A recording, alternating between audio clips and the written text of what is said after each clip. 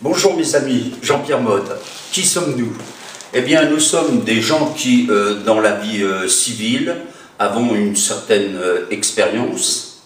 J'ai été dans le commercial, j'ai monté plusieurs sociétés. J'ai fait aussi de la politique, puisque étant tout jeune, j'étais déjà au CDR, le Comité de défense de la République.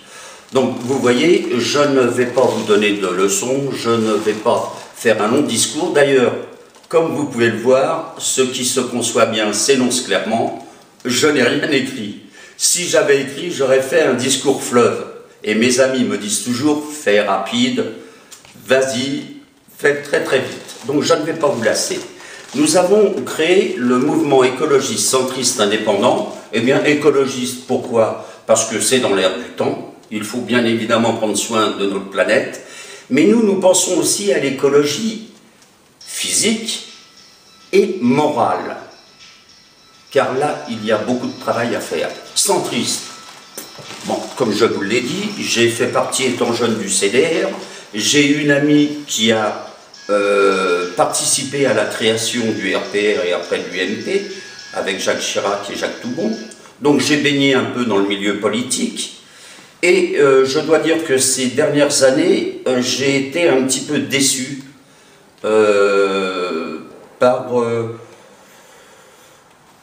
le courant, par certaines actions, par certains privilèges que s'octroyaient nos élus, surtout du bord où j'étais. Voilà. Donc je suis parti vers le centre qui me paraissait être plus normal, puisque c'est le mot maintenant. Nous devons être normal, et moi je suis une personne normale. Un petit peu atypique, mais normale. Donc nous avons créé ce mouvement et nous voulons accueillir des gens de tous bords. Mais vraiment, aussi bien de droite comme de gauche.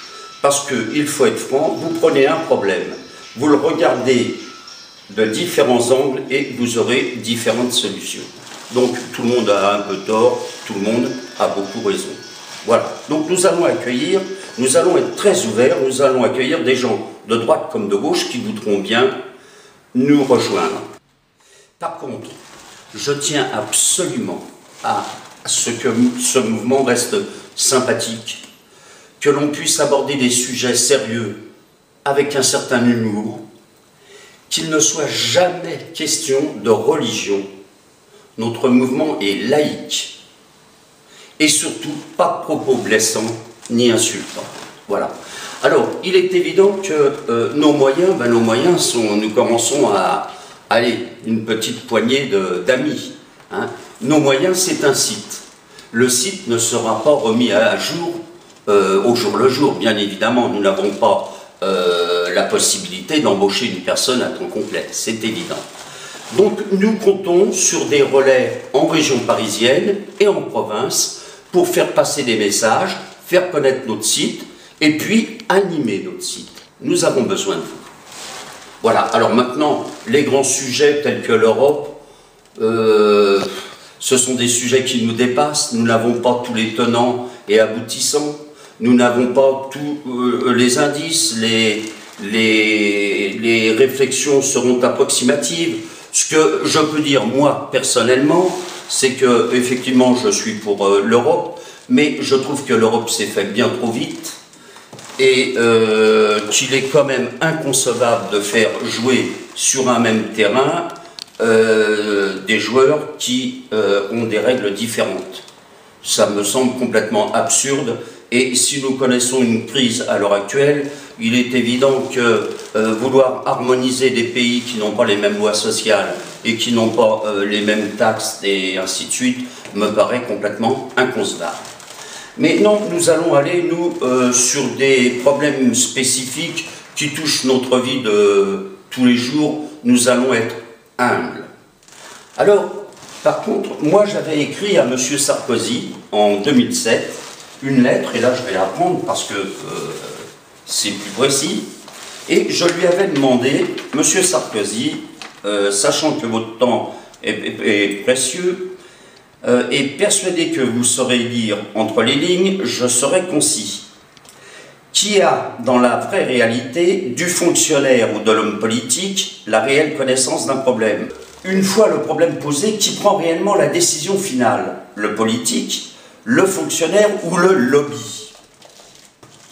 Combien de fonctionnaires et d'hommes politiques peuvent expliquer un compte courant d'associés ou de dirigeants de PME et de PMI?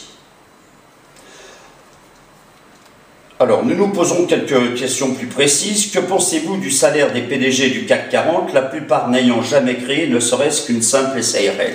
Bon, ça, ce sont des problèmes que vous connaissez tous, et vous allez dire, bon, ben, ça, c'est connu, voilà. Eh bien, oui, c'est connu, mais si on n'en parle pas, si un jour on ne fait pas l'effort de dire, allez, on monte un site et puis on appelle des gens, bien évidemment, il y a d'autres sites qui parlent déjà de ces problèmes. Il y a d'autres mouvements, et pourquoi pas créer le nôtre? C'est mieux que de se mettre au coin d'un bar ou au coin de sa cheminée et de discuter entre amis sans prendre de décision. D'accord? Donc, en ce qui concerne les lobbies, je dois vous dire que, vous voyez, rien n'a été préparé, il y a même une sonnerie de téléphone. Nous sommes en famille. Alors, je reprends. Vous voyez comme nous sommes des amateurs, au moins c'est sympathique. Le téléphone sonnait trop, nous avons été l'éteindre. Voilà, c'est tout, il n'y a rien à cacher. Chez nous, tout est clair, tout est net. Donc, on parlait de lobby. C'est une chose assez monstrueuse. Pourquoi des sociétés spécialisées vont-ils courtiser ou essayer d'influer sur la décision de nos élus pour faire passer telle multinationale ou pour faire passer tel monopole?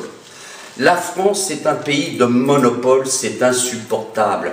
Vous avez des pans de l'économie, des activités complètes qui sont prises par 4, 5, 6 sociétés au grand maximum. Je vous expliquerai un jour.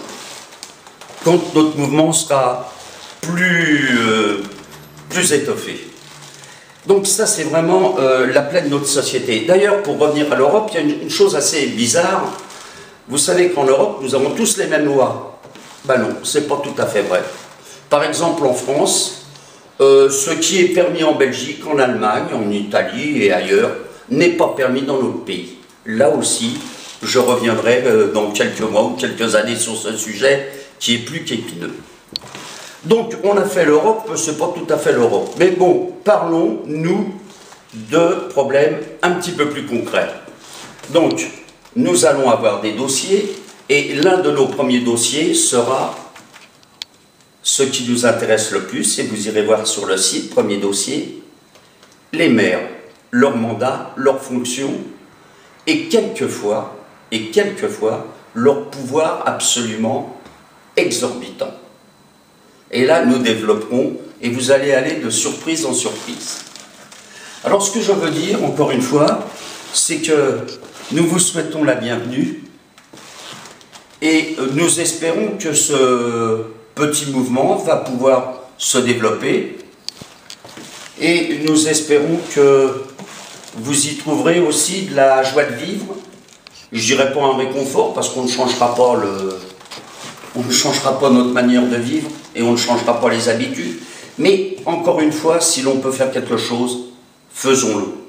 Alors donc, pour le Messie, entre parenthèses, le Messie, un mouvement écologiste centriste indépendant, n'a rien à voir avec une autre sorte de Messie. C'est par hasard que ce nom a été donné, hein, tout du moins les initiales.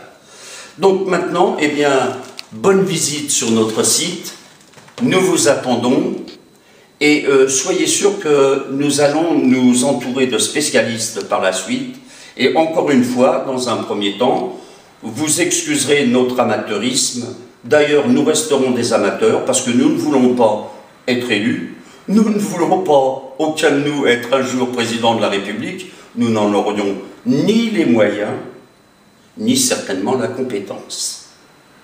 Quoique, on peut s'apercevoir en politique que la compétence est souvent liée aux moyens, et aux amis, et aux cercles. Donc, je vous dis bienvenue sur notre site, et à bientôt. Jean-Pierre Motte, président du mouvement.